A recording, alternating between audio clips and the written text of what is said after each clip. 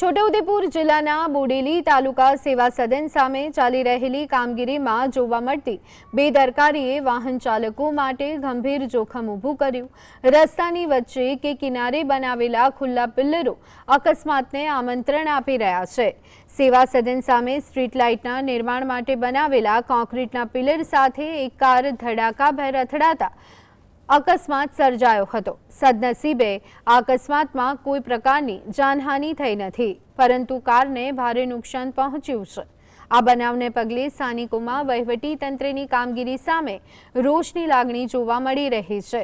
સ્થાનિક લોકોના જણાવ્યા મુજબ આ કોન્ક્રીટના પિલ્લરો લગભગ 20 દિવસ પહેલા બનાવવામાં આવ્યા, પરંતુ અત્યાર સુધી તે અંગે કોઈ જ પણ પ્રકારની સુરક્ષા વ્યવસ્થા કરવામાં આવી નથી।